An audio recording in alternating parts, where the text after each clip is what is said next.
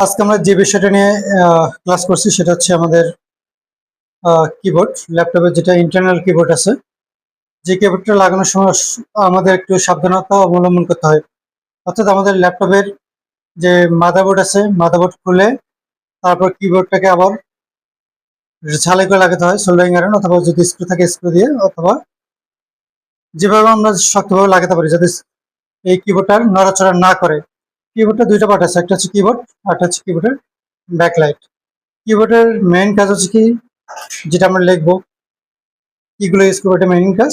আর রাত্রিকালীন সময় কিবোর্ড পরিচালনার জন্য আমাদের যেটা সবথেকে গুরুত্বপূর্ণ বেশি প্রয়োজন সেটা হচ্ছে ব্যাকলাইট। অরিজিনাল কিবোর্ড বা অরিজিনাল কোয়ালিটি যে কিবোর্ডগুলো হয় সেগুলো অবশ্যই ব্যাকলাইট সহ হয়।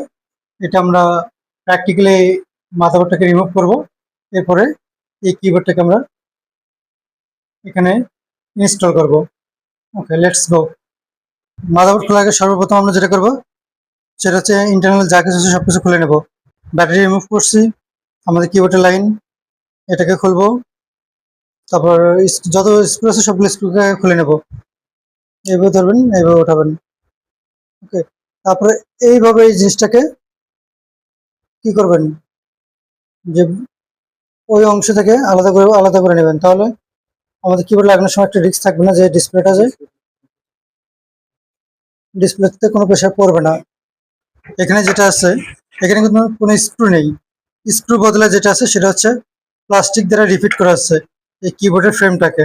এটাকে আমাদের আগে খুলতে হবে। এটা যদি সঠিকভাবে খুলতে না পারি, পরবর্তীতে আমরা যেহেতু স্ক্রু নেই, স্ক্রু কোনো বিষয় নাই এখানে।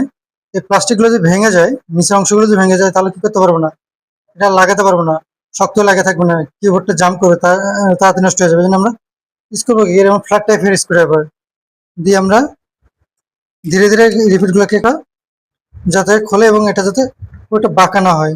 আমরা প্রায় শেষের দিকে খুলে ফেলছি। এটা আমাদের পুরাতন কিবোর্ড। প্রথমে আমরা হচ্ছে কি, যেভাবে কিবোর্ডটা ছিল ঠিক ওইভাবে বসিয়ে নেব।